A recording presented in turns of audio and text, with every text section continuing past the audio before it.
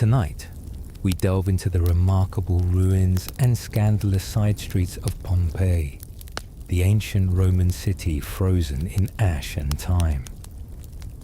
Our journey takes us to a place where even the brothels were well planned, well decorated, and surprisingly organized. Imagine you are a Roman merchant in Pompeii. After a successful day selling goods like pungent fish sauce, you have a few sestertii jingling in your toga and feel the familiar itch for indulgence. To find what you seek, you follow not a metaphorical arrow, but a literal one, a phallus carved directly into the paving stones. Proud, pointed, and performing its civic duty, this carving directs foot traffic toward the local Lupanar, or brothel. The city's planners, clearly concerned with urban efficiency, designed this navigation system with the same direct logic they applied to bathhouses and bakeries. The signage was so effective that even the most directionally challenged Roman couldn't miss his destination. As you turn down a narrow alley, the street noise fades, replaced by whispered negotiations.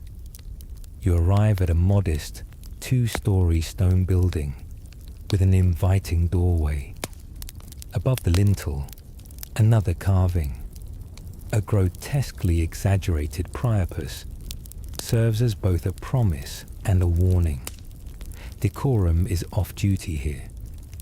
This is not an elite pleasure palace, but a worker's delight, direct, practical, and built for throughput. Stepping inside the Lupanar, the first thing that strikes you is its sheer practicality. There is no reception desk or soft music, only a tight stone corridor. The building was designed for efficiency, not lingering. It contains 10 small rooms or cells, each about the size of a modern coat closet. In the center of each cell is a stone slab bed, only slightly more romantic than a park bench in February. Customers were expected to bring their own comfort, which usually meant a straw mat or, for the more affluent, a blanket. Privacy was not the goal. The rooms had no doors, only curtains, and the thin stone walls allowed every sound to travel. Above each doorway hangs a fresco, serving as a visual menu. In a city where literacy was optional, but libido was not, these paintings advertise the services available. One might depict a couple in an athletic pose, while another shows a more niche arrangement. These images were direct and transactionally unambiguous. A client could simply point to a fresco, hand over his coins, and be ushered into a room. Before Yelp, there was the wall. The Lupanar's plaster walls are covered in graffiti, a running commentary of lust, ego, and questionable spelling. These ancient reviews were carved, scratched, and scribbled by patrons, and perhaps even workers. Some inscriptions are enthusiastic proclamations like, "I screwed here," while others offer specific praise. Myrtis did it well. There are even complaints, with one brutally honest visitor carving, "Thrusting is tiresome." These messages turned the brothel into the ancient equivalent of a comment section, providing archaeologists with a raw, unfiltered glimpse into the lives and emotions of those who passed through. The women who worked in the Lupanar were not there by choice. Most were enslaved, brought from all corners of the Roman Empire, Gaul, Greece, Egypt, and owned by a leno or pimp.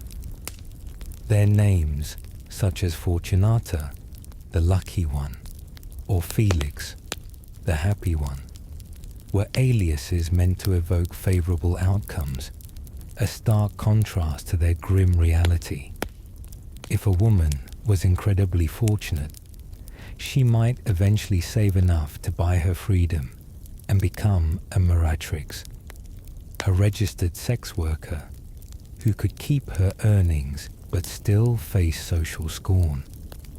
These women were survivors in a system that offered them little power, yet they left their mark, etching their names into the walls and writing themselves into history. A visit to the Lupanar was built for speed and efficiency. The average encounter lasted about as long as it takes to unwrap a piece of cheese, a fact mocked in Roman graffiti, targeting clients who took too long. This focus on turnover was both economic and cultural. Romans did not romanticize brothel visits. The standard fee was around 2 to 8 asses, a low-value bronze coin, roughly the cost of a loaf of bread or a cup of cheap wine. The most common price was 2 asses. This money went directly to the leno, though a worker might keep a small cut to save for her freedom. The conditions were far from luxurious. The Lupanar lacked running water, and sanitation was minimal. The atmosphere was likely a mix of sweat, oil. This world of transactional desire came to an abrupt end on August 24th, 79 CE. When Mount Vesuvius erupted, it buried Pompeii under 20 feet of ash and pumice. The volcanic surge engulfed the city, preserving it in eerie detail. Inside the Lupanar, archaeologists found the remains of people caught mid-flee, their final moments frozen in time. The brothel was officially unearthed in the 1860s, causing a stir among Victorian-era scholars. The graphic frescoes and crude graffiti were so shocking that many artifacts were locked away in a secret cabinet in Naples, accessible only to men of scholarly intentions. Despite the initial awkwardness, the Lupanar has become one of Pompeii's most visited sites. It offers an unfiltered story of real Roman life, a raw and strangely human look at how business, pleasure, and survival have been intertwined for centuries. You might imagine that Roman brothels operated in a shadowy legal grey zone, but in ancient Pompeii, sex work was not just tolerated, it was regulated, registered, and taxed. To work as a professional courtesan or meretrix, a woman had to be officially registered with the local magistrates. Her name was entered into the Roman tax system, and like any other merchant, she was expected to pay her dues. The empire, after all, always got its cut. The Lupanar operated openly, its location no secret to the city's inhabitants. However, this legality should not be mistaken for dignity or social acceptance. Sex workers were legally classified as infems, a status that placed them at the very bottom of the social hierarchy. This classification stripped them of the basic rights afforded to citizens. They could not testify in court, own property, or marry into a respectable Roman family. While their services were an accepted part of daily life, the providers themselves were systematically marginalized. Legal protections were decorative at best. In disputes, it was the brothel's owner, the leno, who might seek recourse, but the women themselves rarely had a voice. In Pompeii, the realms of gods and lust were surprisingly intertwined. The city's patron deity was Venus, the goddess of love, beauty, and desire, and her presence was felt throughout the Lupanar. Small shrines or murals dedicated to her likely adorned the walls, where workers might have offered prayers for more clients or a moment of good fortune. This was not seen as blasphemous, but as a practical appeal to the divine force governing their trade. Another prominent figure was Priapus, the god of fertility, easily identified by his comically oversized phallus. Carvings and paintings of Priapus were common at the entrances to homes and businesses, including the Lupanar, as he was believed to ward off evil and bring good luck. His presence was a form of branding and divine protection rolled into one. The Roman worldview did not create a rigid boundary between the sacred and the scandalous. Ritual purity was important, but it was often a matter of hygiene. Visiting a brothel didn't necessarily make a man impure, but failing to wash before entering a temple afterwards certainly would. A visit to the Lupanar was far from a quiet, intimate experience. It was an immersion into the unfiltered sounds of a bustling Roman city. The noise from the streets, vendors shouting the virtues of their olives, the clang of a nearby blacksmith, and the rumble of donkey carts on stone pavement bled directly into the brothel's narrow corridors. Inside, the thin masonry walls offered no soundproofing. Every cough, groan, and clink of coins echoed from one cell to the next, creating a shared experience in the most uncomfortable way possible. Clients on the more exclusive upper floor might have listened in on the activity below, a form of free, if crude, entertainment. This ambient chaos, combined with the internal soundtrack of a visitor's own racing heart, these are more than just ancient reviews. They are human fingerprints left on the stone. They capture fleeting moments of ego, vulnerability, and connection in a space designed for impersonal transactions. While the frescoes depict idealized or instructional acts, the graffiti provides the raw, unedited truth of the experience. It reminds us that behind the mechanics of the Roman sex trade were real people with complex emotions, men seeking a moment of escape and women enduring a life of servitude, all leaving their immortal mark with a stylus and a bit of plaster. The Lupanar of Pompeii was more than just a brothel. It was a microcosm of the Roman world itself. Its very existence and operation reveal the rigid class structures of the time.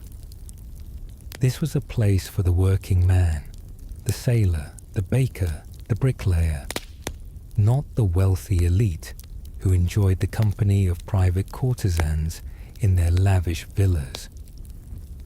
The brothel's efficient, no-frills design catered to a clientele with limited time and money.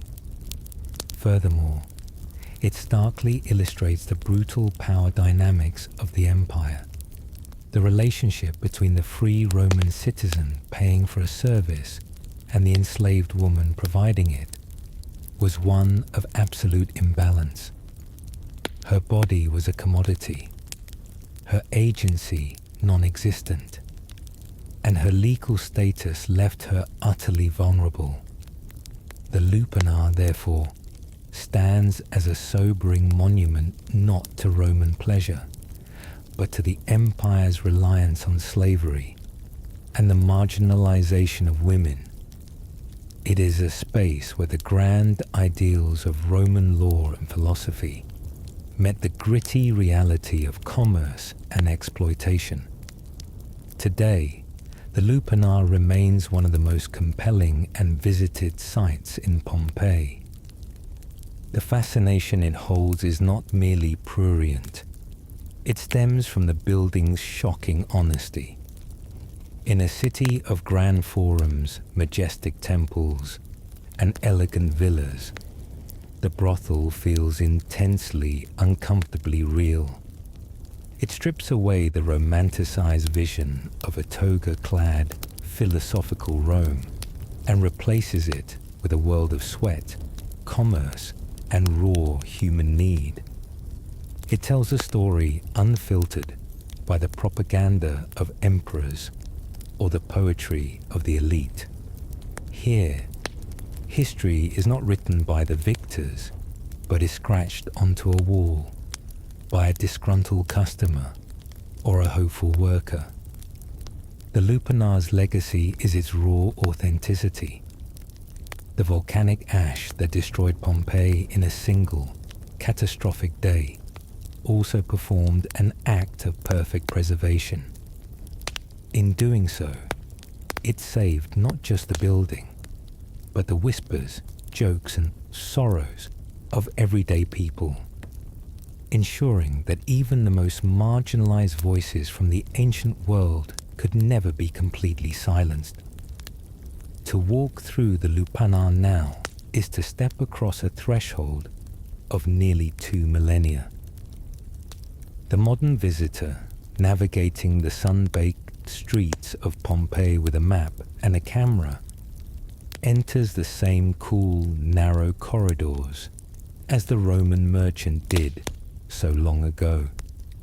The air is no longer thick with incense and wine, but with a palpable sense of history. The stone beds, stripped of their straw mats and linens, remain as cold, silent witnesses to countless human interactions. They are altars to a forgotten, everyday reality, their permanence a stark contrast to the fleeting nature of the lives that passed over them. Standing in one of the small, windowless cells, it is easy to feel the claustrophobia and the profound lack of privacy that define this space. The faded frescoes on the walls are no longer a menu of services, but a gallery of historical evidence, challenging us to look past our modern sensibilities. Are they art, historical documents, or simply ancient pornography? The answer is complex, for they are all three, serving as a powerful reminder that the Romans' relationship with sex, commerce, and imagery was fundamentally different from our own. For all that the ashes of Vesuvius preserved, they also sealed away countless truths. The Lupanar offers us a stage, but the actors are long gone, their voices silenced. We can translate the graffiti and analyze the art, but we cannot hear the whispered negotiations, the forced laughter, or the quiet. The ultimate legacy of the Lupanar is wrapped in the great paradox of Pompeii itself. Its life was immortalized only by its violent death. The cataclysmic eruption of Mount Vesuvius, which ended thousands of lives in an instant, also created a near-perfect time capsule.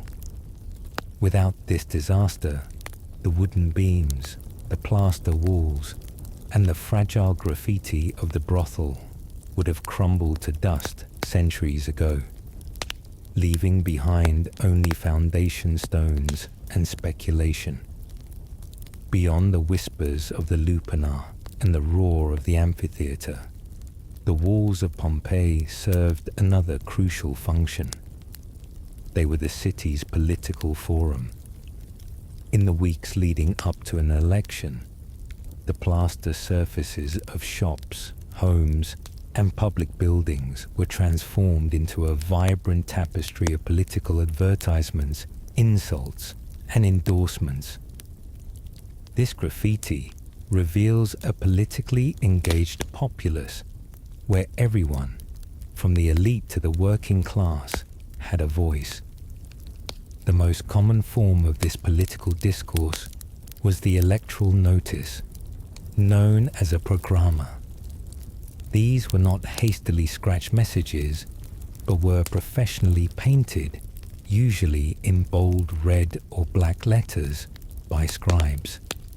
A typical programma would follow a simple formula, urging citizens to vote for a candidate for a specific office, such as Edel, a magistrate in charge of public works and festivals, or Diumvir, one of two senior magistrates. These notices were commissioned not by the candidates themselves, but by their vast network of supporters. An endorsement could come from an entire trade guild, with the bakers, goldsmiths, or mule drivers publicly backing a candidate they believed would serve their interests. Individuals, families, and even the patrons of a specific tavern would paint their support on the walls for all to see. This created a sense of grassroots momentum, showing that a candidate had support from every corner of the city. The endorsements reveal the intricate social web of Pompeii. A powerful figure might endorse a candidate, lending them credibility. In return, a successful candidate was expected to show gratitude, perhaps by funding a new public building or a spectacular gladiatorial game. This system of patronage and public persuasion was the lifeblood of Pompeian politics. Of course, not all the graffiti was positive. While less common than endorsements, political rivalry sometimes spilled onto the walls in the form of insults or satirical notices. In one famous example, a candidate is endorsed by the petty thieves, which was almost certainly a smear campaign painted by his opponents. These messages, whether sincere or slanderous, demonstrate that Pompeian politics was a lively, competitive, and deeply public affair, played out not in private chambers, but on the bustling streets for every citizen to read and consider.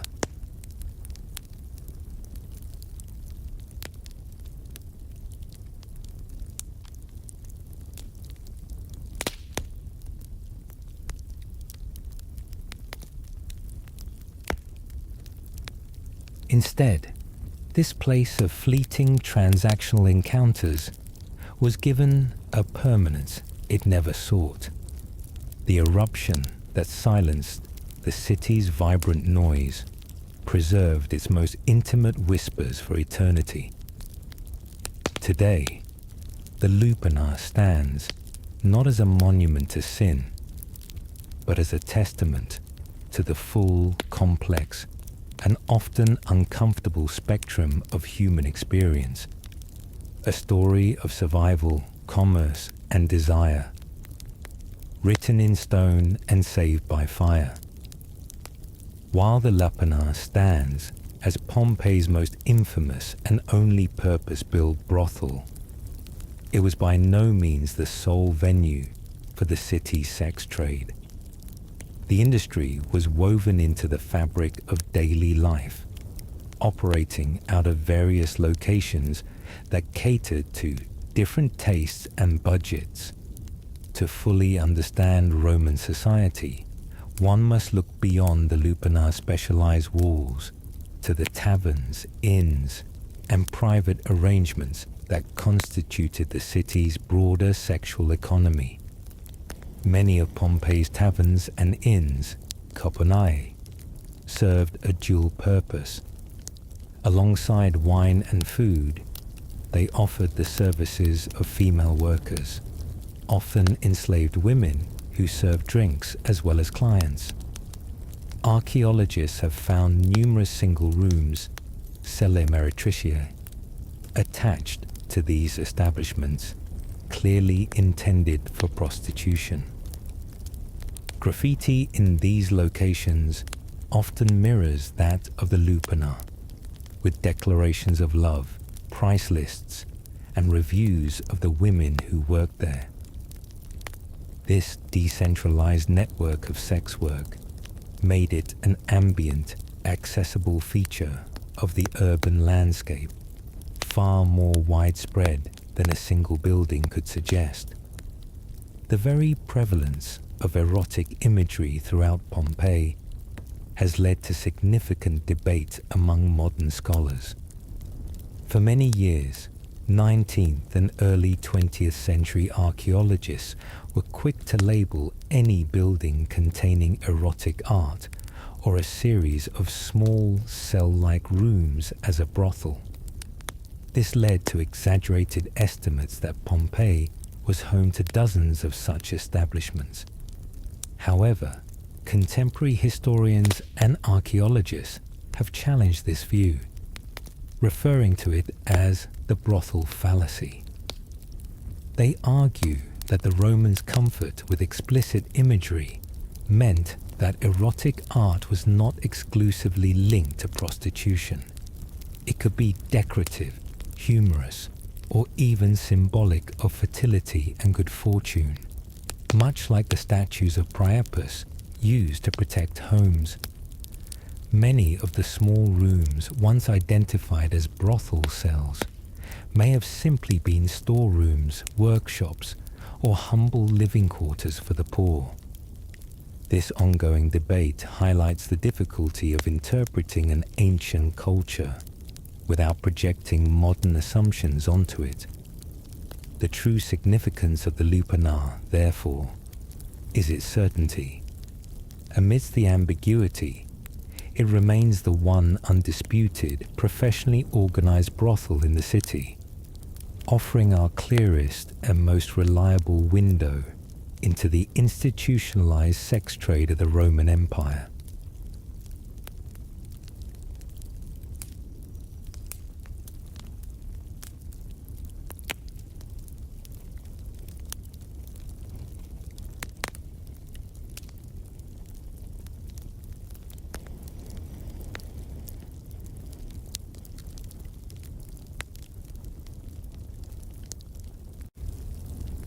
As we leave the transactional world of the Lupanar, we find another, very different nexus of desire and commerce in Pompeii, the sun-scorched sand of the amphitheatre.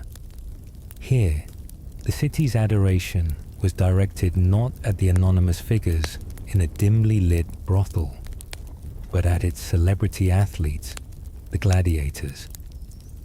These men, mostly slaves and condemned criminals living under the constant threat of death, were the superstars of the ancient world. Their fame brought them not only glory in the arena, but also made them powerful symbols of sex and masculinity. While respectable Roman men projected an image of civic duty and stoic control, gladiators embodied a raw, untamed virility that captivated the public imagination. They were figures of immense physical prowess, their bodies honed for combat and displayed for all to see. This, combined with their celebrity status and the thrilling danger of their profession, made them objects of intense fantasy and desire, particularly for women. The walls of Pompeii serve as the fan pages of their day, covered in graffiti that attest to this adoration. One famous inscription near the gladiators' barracks declares a Thracian fighter named Celadus to be the susperium puellarum, or the heartthrob of the girls. Another fighter, Crescens the Retiarius, a net fighter, is praised on a tavern wall for being the lord of the girls. This admiration was not a secret. It was a public declaration, a testament to the gladiators' role as a city-wide sex symbol. This celebrity status had a commercial component that mirrored the city's other economies of desire. the owners of successful gladiators, known as lanistae, profited not only from their victories in the arena, but also from their appeal outside of it. It is likely that high-ranking gladiators were offered for private encounters to wealthy patrons, both male and female, for an exorbitant price. For the gladiator, this was not a choice, but another facet of his enslavement, his body a commodity to be used both in and out of the ring. The fascination with these men reveals another complex layer of Pompeian life, where lust was intertwined with celebrity culture, and the line between adoration and exploitation was as thin as a gladiator's blade.